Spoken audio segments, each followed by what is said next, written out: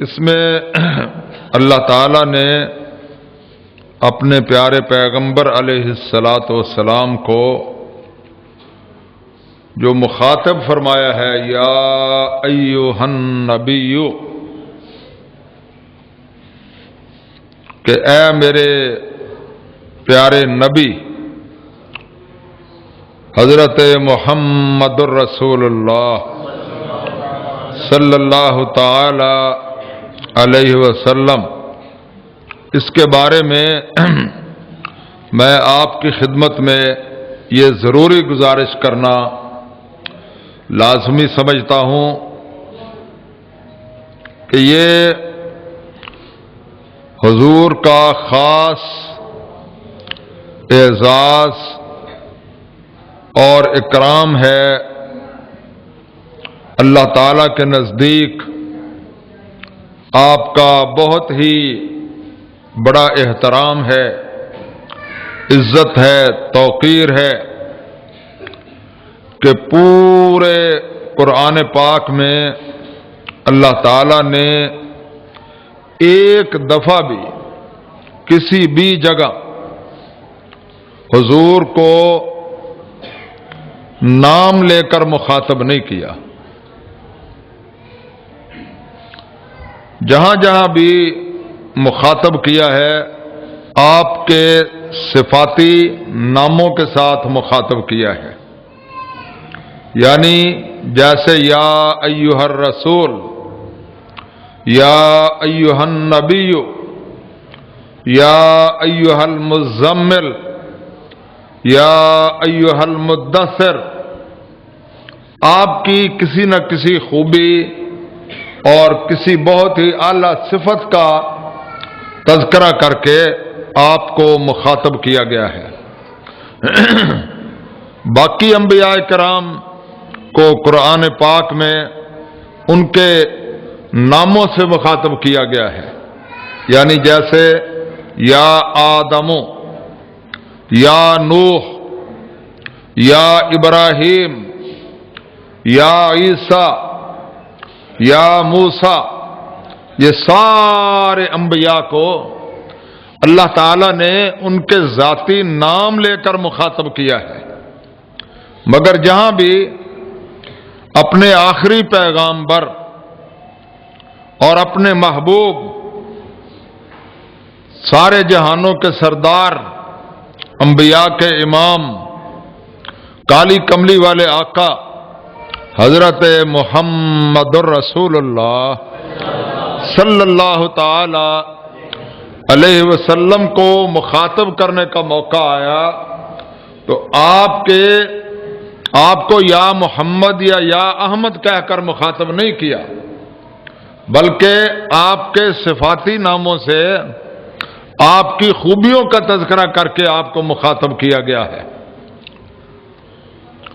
اس میں امت کے لیے بھی ایک سبق ہے کہ حضور کا مقام، آپ کا مرتبہ، آپ کی عزت اور تکریم اتنی بڑی ہے کہ خود اللہ تعالی جس نے حضور کو نبوت کا تاج پہنایا ہے اور رسالت کی کرسی عطا فرمائی ہے اور سارے مرتبے اور مقام بخشے ہیں، جب وہ بھی ان کا ذاتی نام لے کر مخاطب نہیں کرتے تو اور کسی کو بالکل ہی ان کا ذاتی نام مخاطب کر کے، ذاتی نام سے مخاطب کر کے بلانا، کسی طرح یہ پیچھے سنتیں پڑھیں، باہر سنتیں باہر پڑھ کر پھر اندر آ کر بیٹھیں، ہاں سنتیں آؤٹ سائڈ، ہاں۔ تو یہ اللہ تعالی اپنے عمل سے پوری امت کو حضور کا ادب اور احترام، آپ کی عزت اور تکریم سکھا رہے ہیں کہ دیکھو میری پیاری مخلوق ہے، خیر البریہ ہے، سب سے افضل ترین میری مخلوق ہے، سب سے اعلیٰ ترین پیدائش ہے۔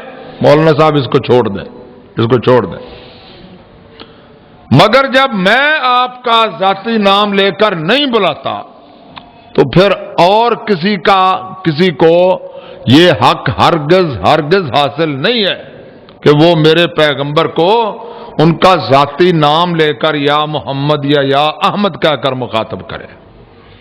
کچھ منافقین نے یا کچھ عربی لوگوں نے حضور کے حجرے سے باہر کھڑے ہو کر یا محمد کہہ کر آواز دی۔ اللہ تعالی نے سورۃ الحجرات میں یہ ارشاد فرمایا، ان الذین ینادون، کیا جی، ان الذین ینادونک من وراء الحجرات، یہ لوگ جو میرے پیغمبر کو حجروں سے باہر کھڑے ہو کر ان کا نام لے کر آوازیں دیتے ہیں، فرمایا وَأَكْثَرُهُمْ لَا يَعْقِلُونَ،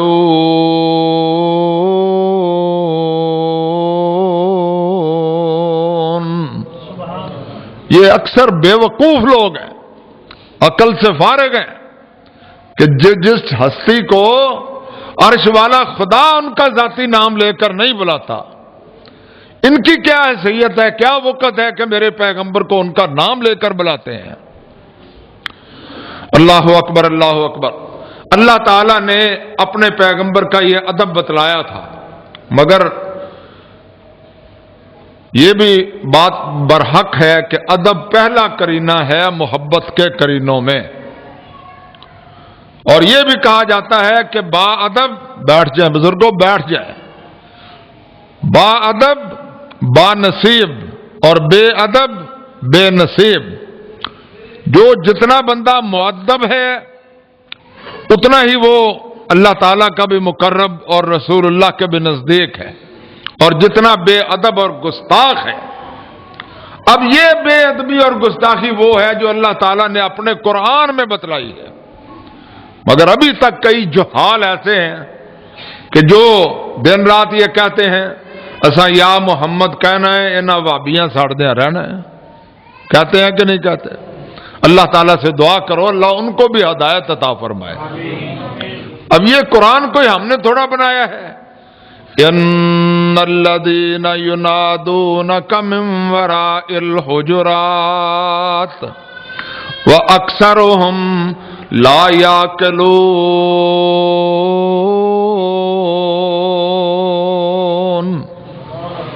یہ اللہ کا فیصلہ ہے۔ اب اللہ کے فیصلے کے بعد بھی جو خدا کے مقابلے میں ڈٹے رہیں ہماری ضد میں یا ہمارے اناد میں یا ہماری مخالفت میں، وہ ہمارا کچھ نہیں بگاڑیں گے، اپنی آخرت برباد کرنے کا بندوبست کریں گے۔ اس لیے اللہ سے ڈرنا چاہیے اور ایسی گستاخیوں اور بے ادبیوں سے باز آ جانا چاہیے۔ اللہ تعالیٰ نے ان آیات میں یہ ارشاد فرمایا، یا ایھا النبی، اے میرے پیارے نبی، اتق اللہ،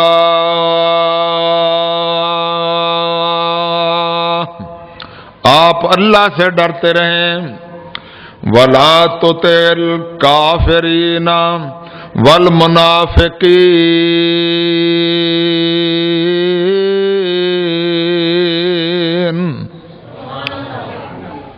کافروں کی بھی اور منافقوں کی بھی کبھی آپ اطاعت نہ کریں، کبھی ان کی ناجائز خواہشات اور ناجائز فرمائشیں اور ناجائز مطالبات آپ ہرگز نہ مانیں، کبھی بھی۔ اے میرے پیارے پیغمبر، یا ایھا النبی اتق اللہ، اے میرے نبی آپ اللہ سے ڈرتے رہیں، ولا تطع الکافرین والمنافقین، اور کافروں کی بھی اور منافقوں کی بھی کسی صورت آپ اطاعت نہ کریں، ان کی بات نہ مانیں، ان کے پیچھے نہ چلیں اور ان کی خواہشات کی اتباع نہ کریں۔ ان اللہ کان علیما حکیما۔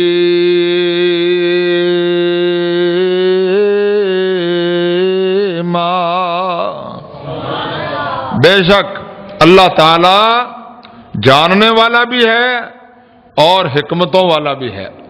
اگلی آیت مبارکہ مقدسہ وَاتَّبِعْ مَا يُوحَىٰ إِلَيْكَ مِن رَّبِّكَ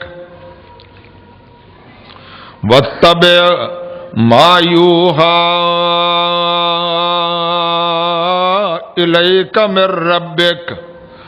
اے میرے پیغمبر، آپ کافروں کی اور منافقوں کی پرواہ نہ کریں، چاہے وہ ساری دنیا کے جتھے، ساری دنیا کے لشکر اور ساری دنیا کے لوگوں کو جمع کر کے لے آئیں آپ کی مخالفت میں، مگر آپ ان کی بات نہ مانیں۔ وَاتَّبِعْ مَا يُوحَىٰ إِلَيْكَ مِن رَّبِّكَ، بس آپ صرف اور صرف اللہ تعالی کی طرف سے جو آپ کو وحی آتی ہے، بس آپ اس کی اتباع کریں۔ سارے کہو سبحان اللہ۔ یہ کس کو حکم ہو رہا ہے؟ امام کائنات حضرت محمد الرسول اللہ صلی اللہ تعالی علیہ وسلم کے کو کہ آپ نے کسی کے پیچھے نہیں چلنا، آپ نے صرف اور صرف اس چیز کی اتباع کرنی ہے جو آپ کے رب کی طرف سے آپ کی طرف نازل کی جا رہی ہے۔ ان اللہ کان بما تعملون خبیرا۔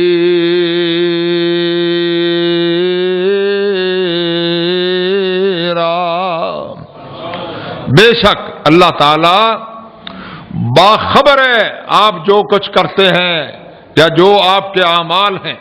وَتَوَكَّلْ عَلَى اللَّهِ،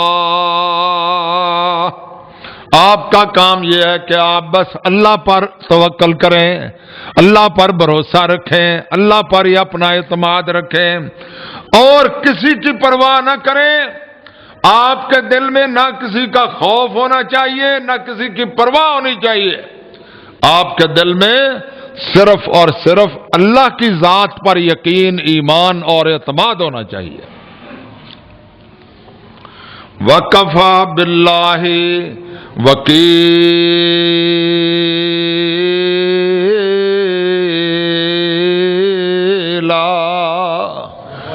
اور جب آپ یہ کریں گے تو بس پھر آپ کے تمام کام بنانے کے لیے ایک اکیلا اللہ وحدہ لا شریک ہی کافی ہے، اور کسی کی پھر کوئی ضرورت نہیں ہے۔ اب اسی سورہ مبارکہ میں تھوڑا سا آگے چل کر پھر ایک جگہ پر یا ایھا النبی، اے میرے پیارے نبی، انا ارسلناک شاہدا ومبشرا ونذیرا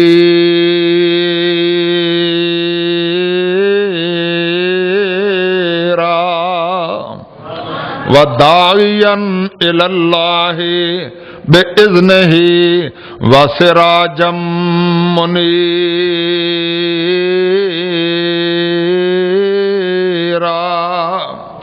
وَبَشِّرِ الْمُؤْمِنِينَ بِأَنَّ لَهُم مِّنَ اللَّهِ فَضْلًا كَبِيرًا۔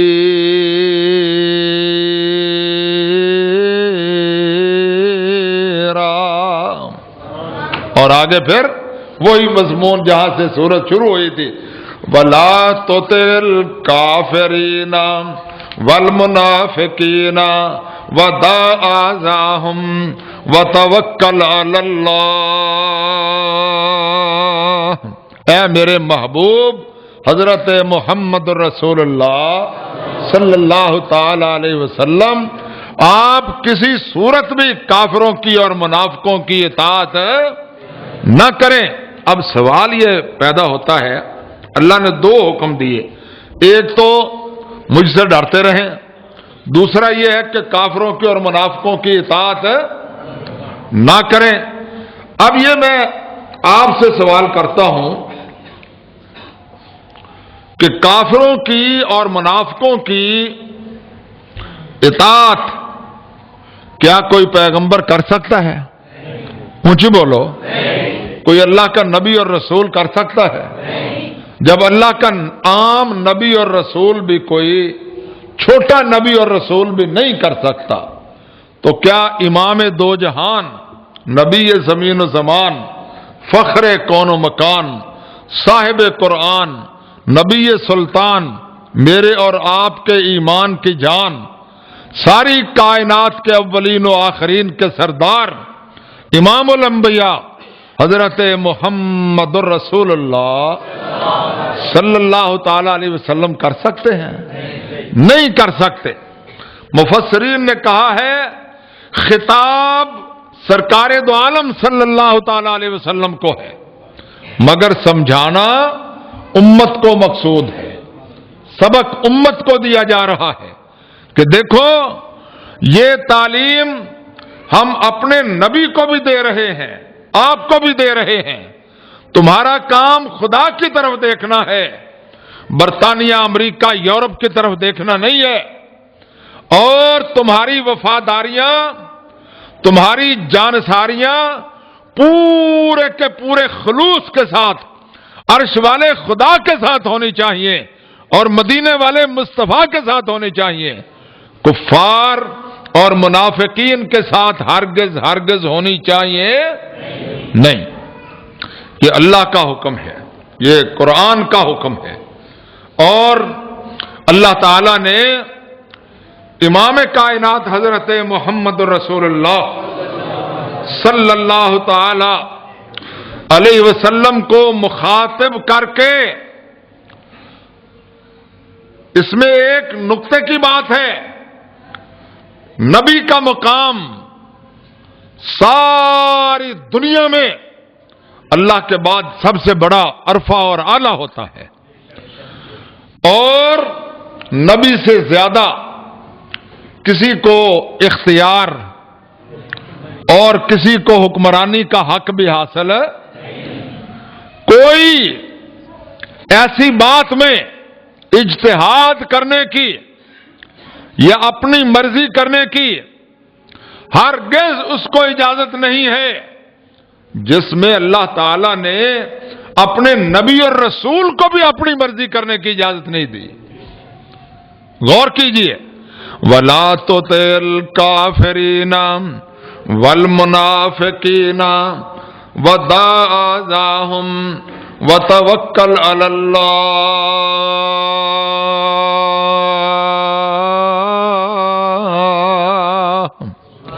اے میرے محبوب، آپ ان کے ستانے کا، ان کی ایذائیں دینے کا اور ان کی مخالفت کا اور ان کی طاقت کا اور ان کی قوت کا ذرہ برابر خیال نہ کریں.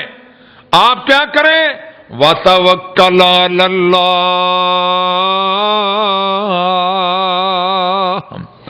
اللہ پر توکل اور بھروسہ رکھیں.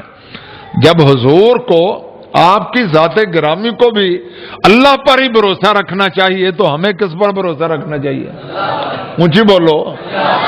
جب اللہ تعالیٰ کہتا ہے کہ آپ میری طرف سے اپنی نگاہ نہ اٹھائیں، آپ کسی کی طاقت کا، کسی کی قوت کا، کسی کے اختیار کا، اقتدار کا، کسی کی دولت کا، کسی کی سرمایہ کا اور کسی کے لاؤ لشکر کا اور کسی کی اکثریت کا ذرہ برابر خیال نہ کریں، صرف اور صرف میری ذات پر بھروسہ اور اعتماد رکھیں. تو یہ جو سبق ہمارے پیغمبر کو دیا جا رہا ہے، یہ میں آپ سے پوچھتا ہوں، یہ سبق ہمارے لیے بھی ہے کہ نہیں ہے؟